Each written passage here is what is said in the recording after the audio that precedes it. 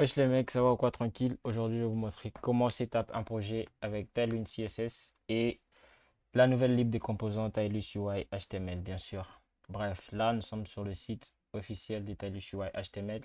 Bien sûr, moi, je l'ai en local, hein. C'est un des avantages de travailler à l'hôtel. Pour vous, vous allez vous rendre sur html.tailus.io. Vous allez retrouver la même chose en ligne, bien sûr. On va explorer un peu tout ça. Ce sont des composants que vous pouvez ajouter. Vous avez des boutons, des inputs de type radio, des inputs de type texte, des checkbox et tout ce machin truc là. Vous pouvez explorer. Et l'avantage avec ça, c'est que lorsqu'on écrit notre propre Tailwind CSS, eh ben, on va utiliser beaucoup de classes. Beaucoup de classes. Parce que là, comme dans l'exemple qui est montré ici, pour juste ces petits logins ici, vous avez 114 classes. Mais avec Tailwind UI HTML, on réduit jusqu'à 43 classes. C'est extrêmement important, les gars. Bref. Et puis, il y a d'autres features, bien sûr. Vous n'avez pas besoin de librairies à ajouter. Tu prends juste le CSS, tu copies dans ton projet qui est déjà des bases setup avec Talent CSS. Bien sûr, c'est Light and Dark Mode intégré. On va voir ça après. Et vous pouvez customiser les couleurs et tout, ce machin truc. Et vraiment, vous voyez comme exemple, il n'y a pas que des composants, il y a aussi des blocs comme cette Hero Section, comme ça là. Vous pouvez regarder ça, prendre le code ici et bien sûr choisir hein, soit HTML, soit un code Astro, soit un code Next.js. Ça dépend vraiment de votre projet. Et vraiment pour commencer, on va aller là-bas, Get Started. Et vous voyez la documentation bien expliquée là sur comment installer ça, tout ça. Bon, avant de commencer l'installation des Tailwind UI, il faut déjà avoir un projet. Donc, on va setup un projet avec Vite.js. Pour ceux qui ne connaissent pas Vite.js, c'est un bundler et tout machin. Vous pouvez vous rendre sur vite.dev pour voir ça. D'ailleurs, ça c'est les nouveaux sites. Du coup, moi je setup un nouveau projet avec Vite. C'est des desktops. Je vais mettre sur le bureau, bien sûr. Commencer npm create vite la test. On va créer un projet avec Vite. On attend un peu que ça installe vite et tout. Bref, le nom du projet, Stylus Example. Bref, c'est ça. Bien sûr, Vanilla, JavaScript. C'est bon. CD Stylus Example. On va faire npm install pour installer toutes les dépendances de Vite.js. Bref, ça va prendre un peu de temps. C'est vraiment votre connexion sur les ressources sur votre PC et tout. Ça dépend. En attendant, on va un peu explorer ces coffres Tylus. Avant de passer à l'installation, vous pouvez bien voir qu'il y a des composants ici, comme les Hero Section. Vous pouvez voir des Hero Section ici. Il y a SAS 1, SAS 2 et SAS 3. Après, vous avez des logos cloud, vous avez les features, comme ça, les features, vous avez content. Il y a vraiment tout type de trucs ici que vous pouvez voir. Machin, comme ça. Voilà un peu. C'est intéressant tout ça. Du coup, nous, on va rentrer dans la doc, voir comment installer ça. Là, je vois que Vite est bien installé. On va passer par... on va commencer npm run dev. On va voir si tout a été bien fait dans notre site localhost. Voilà, c'est bon. Hello from Vite. Voilà. Là, on peut passer à l'installation des Tailwind CSS. Et on va arrêter ça. Bon. Pour ceux qui ne savent pas comment installer Tailwind CSS dans Vite.js, vous pouvez vous rendre sur tailwindcss.com. Doc, guide, vite. Il faut faire toutes ces étapes ici pour installer. Bon, moi je les connais par cœur, donc on va faire ça. npm i-d tailwind css post css auto profixeur. C'est bon? Voilà. En attendant que ça charge, On va aller voir les blocs. Les blocs, la doc, bien sûr.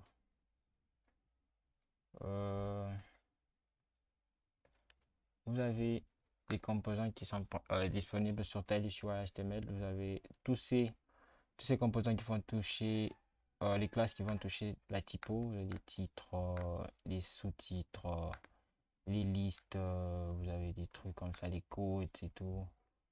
Vous avez vraiment de tout ici, hein. En gros, vous avez aussi des classes qui vont toucher, par exemple, une built-in class pour les annonces. Voilà, genre, au lieu de faire tout ça avec des classes Tailwind CSS et long machin, vous pouvez juste prendre ça et directement vous avez votre annonce. Et il y a également des variants pour gérer size et tout ce qui est couleur et tout. Voilà. Vous avez select. Pour moi, je les prends au hasard, hein. Radio groupe. Il y a ma connexion qui me fait défaut là. Depuis mon installation a commencé. Bon, à patienter. On va couper au montage. Voilà. Radio groupe. Voilà pour le radio intéressant. Voilà. L'installation de Tailwind CSS est finie. On va faire npx Tailwind CSS init -p pour générer les deux fichiers de configuration Tailwind CSS config et post CSS config. Là, on va open le projet dans JS Code. C'est presque fini. Il reste quelques étapes à faire. Bon, voilà. Yes, I trust that. Bon, là, on est déjà presque bon. On va dans ta ligne du CSS config. On va rajouter le content, les index.html et bien sûr, les continue à faire /all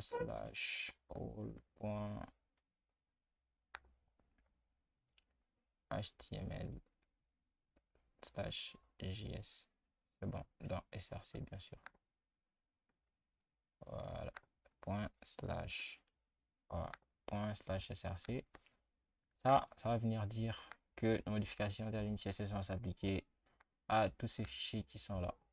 Sinon, si c'est pas ces fichiers là, ça va rien faire.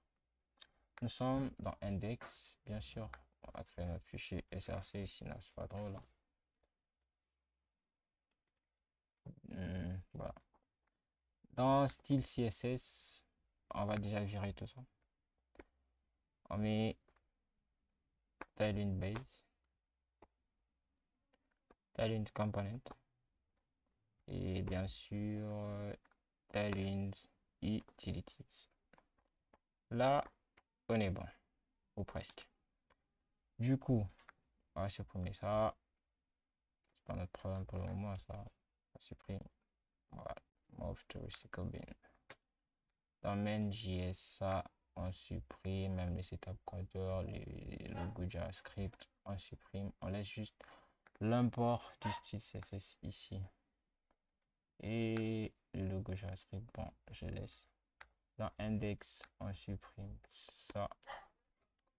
Et c'est bon, on est presque good to go. On va déjà essayer si tout va bien, si notre Tailwind CSS marche.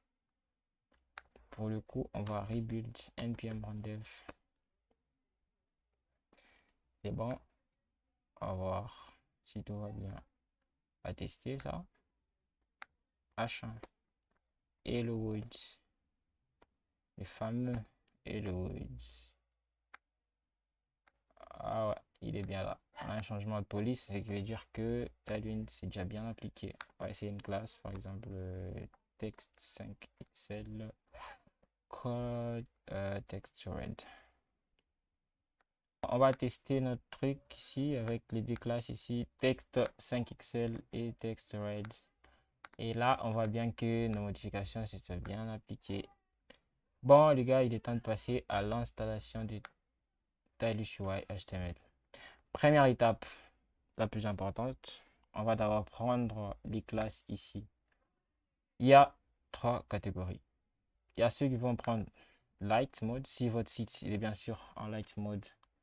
Sinon, il y a pour ceux qui vont prendre dark mode, si bien sûr votre site n'est qu'en dark mode et il y a des gens comme moi qui peuvent prendre les deux. Donc du coup, je vais copier ça pour light et white mode. Je vais copier tout ça, là, là, là, là, là, là, là. C'est bon. On copie, CTRL-C. On va là, dans notre fichier CSS style. Boum, coller ici. Voilà. Là, on est bon. Nous avons ça. On vient de copier-coller tous les CSS du light and dark mode détaillé sur UI. Après ça, il y a une deuxième étape à faire parce que là, si on rentre sur les sites, là, on va voir qu'il y a une erreur. Ça, je l'ai vu venir. Donc, pour régler ça, on va prendre la deuxième étape qui suit juste là. C'est prendre les couleurs. C'est là que ça devient intéressant. On va prendre les couleurs ici. On va les mettre dans notre talune config.js ici, extend colors. C'est ça qui fait la puissance des talus, les gars. Et que les couleurs ici, on va les choisir. Ce qui fait que ça sera extrêmement facile de changer de thème pour nos composants. Voilà. Si on a fait ça déjà, directement, on est bon. Nous avons Stylus UI HTML dans notre projet. Et bien sûr, rien ne va changer de ce côté. Unless si. On va faire un petit truc ici. Puisqu'on a pris les CSS du light and dark mode ici, on va mettre un truc ici pour gérer le dark mode.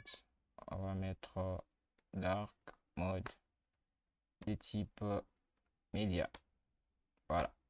Média pour dire quoi? Pour dire que ça va coïncider au thème du device. Ce qui fait que si mon ordinateur est en dark mode, mon site sera en dark mode. Si mon ordinateur est en light mode, mon site sera en light mode. On va tester ça.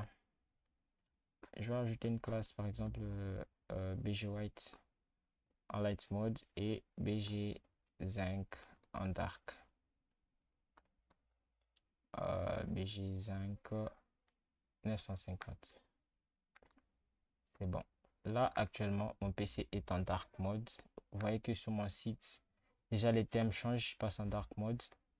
Si je vais dans les paramètres de mon portable, je vais passer par exemple les thèmes en light mode.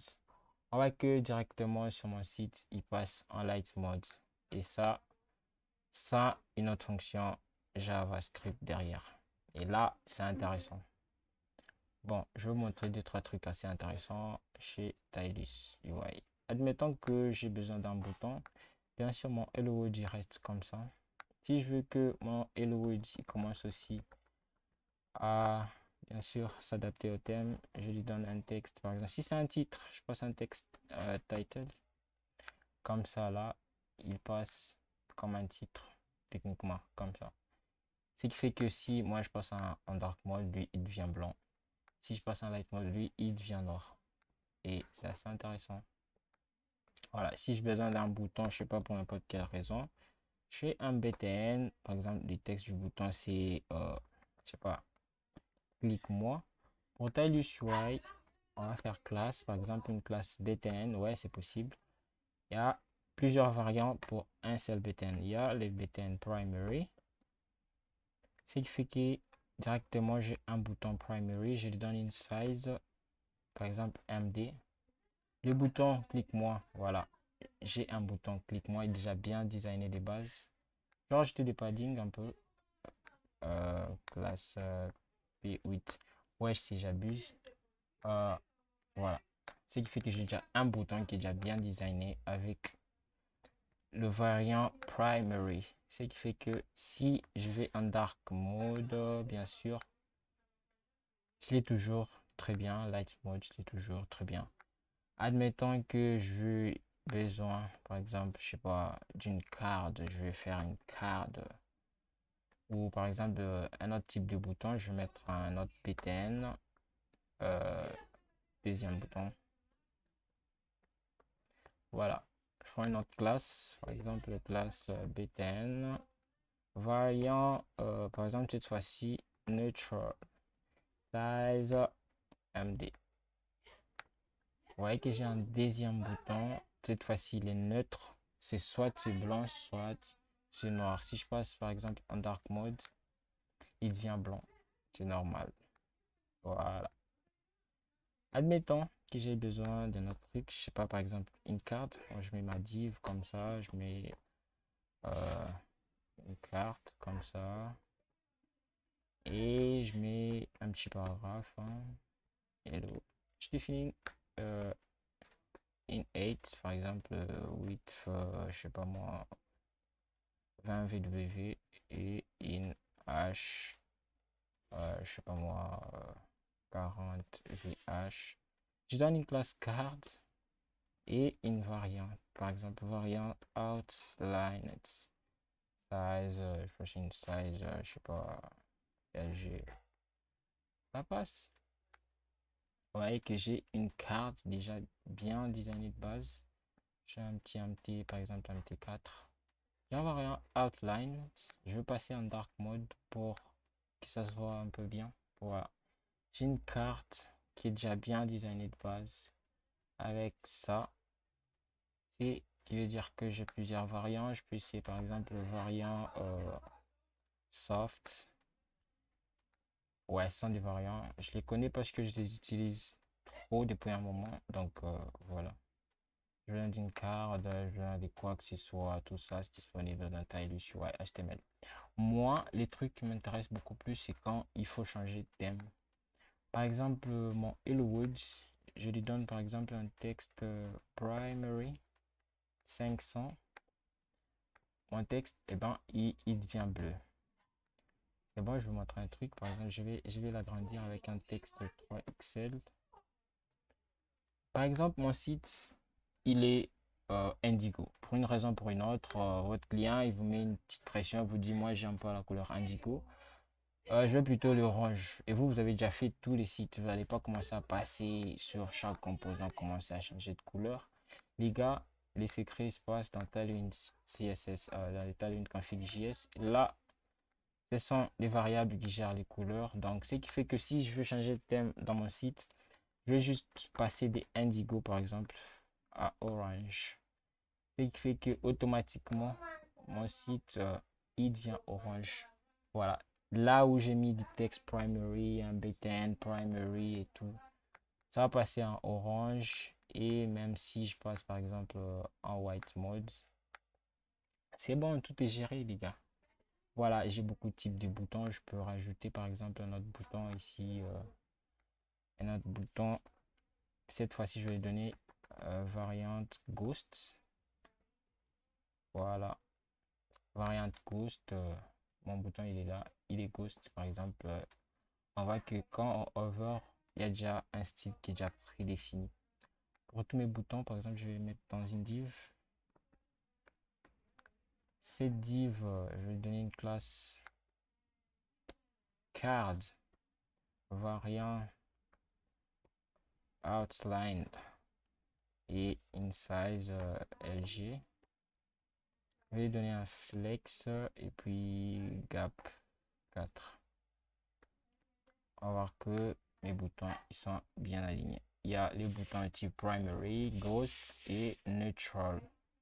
Bien sûr, il y a beaucoup de types de boutons que vous pouvez essayer. Là, je vous laisse essayer. Bon, les gars, comme vous pouvez le voir sur Stylus UI HTML, il y a vraiment tout ce dont vous aurez besoin pour créer un site assez rapidement.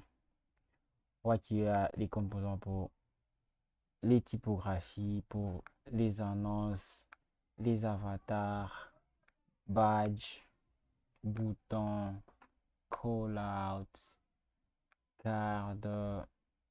Vraiment, il y a tout. Je vous invite à aller sur les sites et essayer de voir un peu tout ça en détail. Bien sûr, il n'y a pas que ça.